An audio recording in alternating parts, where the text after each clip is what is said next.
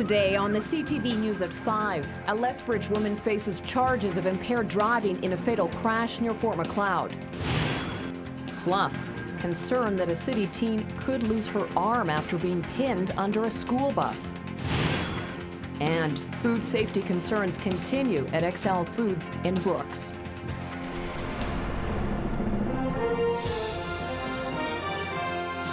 CTV News with Jackie Scantlebury.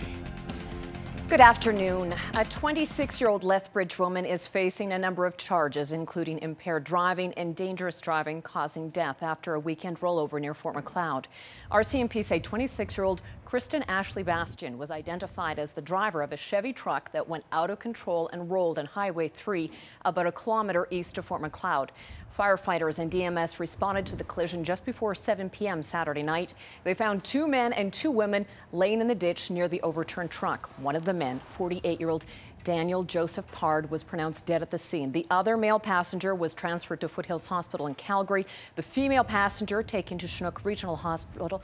Bastian was treated in Fort Macleod Hospital and has been remanded in custody.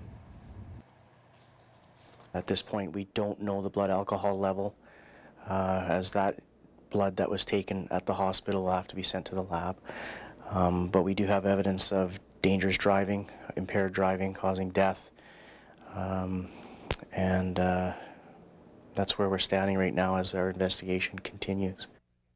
Bastian is scheduled to appear in Fort Macleod Court on Wednesday. Investigators say that it may take 3 to 6 weeks to get results back from the lab. Now, RCMP say that they have also interviewed other drivers, as well as some who came upon the scene shortly after the rollover. 16-year-old Lethbridge student is in a Calgary hospital tonight after being run over by her school bus this morning. It happened just before 7:30 this morning along the 300 block of Columbia Boulevard West. Police say the bus was slowly pulling away from the curb after a routine stop when the driver heard a banging on the passenger side. Pinned under the bus was a 16-year-old girl. Melissa Benkart and Sandy Kadir were the first on scene and called EMS. Police say the girl was running from an alley to catch the bus when she slipped and fell under it. As the bus pulled away, the front tire drove on her arm. I helped her get her arm covered up and kind of out of her sight because she kept wanting to look at it, and just helped her keep calm and just kind of played with her hair and rubbed her back and just held her up against me until the paramedics could get there. I think this is the type of incident that the whole community feels. It's definitely traumatic, not only for the bus driver involved, the victim's family, our members. It's just one of those things that I think if we could turn the clock back, we all would. She was an extremely strong little girl today, and her brother was great help too. He was very supportive for her. Now, police and witnesses say there is a risk that the teen could lose her arm in the accident. No charges are being considered against the driver of the bus.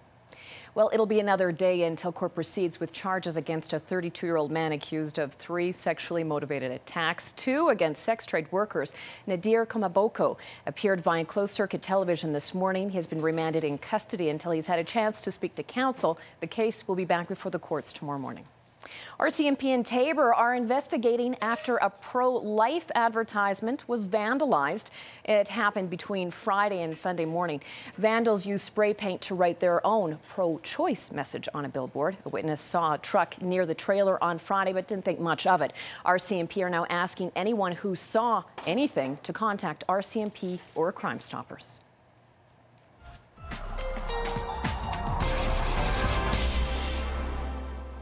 Dory Rossiter is here, and so are some very nice mild temperatures, at least for a few days.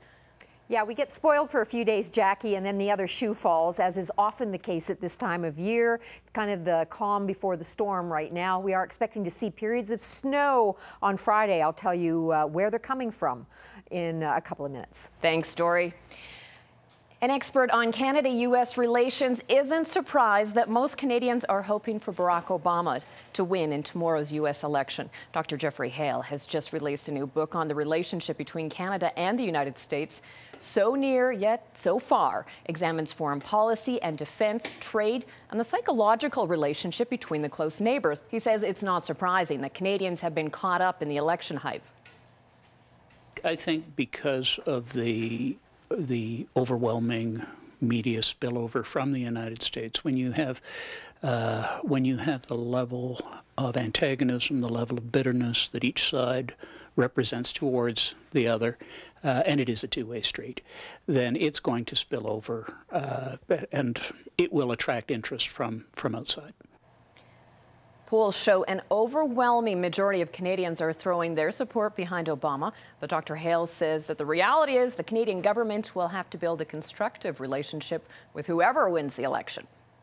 A former Lethbridge aldermanic candidate says City Council needs to find a better way to determine council pay levels. Chris Spearman has written a letter to the mayor urging council to reconsider a 20% raise that members approved for themselves last week, and he's not the only one expressing concern over the process. The union that represents city bus drivers says the big increase comes at a time when the city is telling other employees they have to make sacrifices. Terry Vogt reports. It's very frustrating, and it's a double standard. That's how the president of the Amalgamated Transit Union views a pay increase that members of City Council approved for themselves last week. His union is trying to negotiate a new contract for accessoride employees, and they've conducted a market review comparing Lethbridge wages with 6 other Alberta municipalities. The market review that Accessoride has was a negotiated item that was negotiated in the last collective agreement. It was finished for January 2011, and yet we're waiting for that to be implemented. But while the city is refusing to use market reviews in negotiations with its employees, council used the same process to approve its own wage hikes, increases that amount to 20% over the past 3 years. They definitely need to fix the process, or else we're bound to repeat it. One concerned citizen, Chris Spearman, has written to the mayor, urging council to reconsider the increase and to find a better way to evaluate council remuneration levels. What we have is we compare 6 municipalities in this province, and somebody's always going to be at the bottom. So then that municipality will then adjust their rates, and again somebody else will be at the bottom. We'll be playing municipal leapfrog with council salaries. But whether council does review this controversial decision remains to be seen. Mayor Rayko Dodick says he's disappointed and surprised by some of the comments in recent days. The last time there was a market adjustment or a comparative study, that was 3 years ago. So, when the press release says it's a 20% increase, I suppose over the 3 years it is, but if you divide it by the 3 years, it comes to 7%. And with the mayor's salary, it was a 6%. Again, if you do it over the 3 years, it's 2%. But Chris Spearman says with a recent newspaper poll showing 80% of citizens disagree with the raise, it shows there's a disconnect between City Council and community perception. Terry Vogt, CTV News, Lethbridge. Chris Spearman says he is urging other concerned citizens to write to the mayor or members of council to express their views. There are new concerns about sanitation and food safety at the XL Foods plant in Brooks. The Canadian Food Inspection Agency says its staff observed a number of problems just last week at XL Foods and ordered corrective action immediately. The plant in Brooks was closed September 27th after a nationwide E. coli outbreak that made 17 people sick. It was allowed to resume slaughtering last Monday. The infractions included meat areas that weren't adequately cleaned and water sanitized that wasn't hot enough. The CFIA is testing all beef produce at the plant, and the meat will be held until the tests are reviewed. The Lethbridge Animal Shelter is back in business. The city's shelter was forced to close after a rash of respiratory illnesses last month. Veterinarians diagnosed and began treatment last week on dogs and are now confident that the 10-day-old treatment was successful. The shelter has been given the all clear to resume operations and will be open for dog adoptions immediately.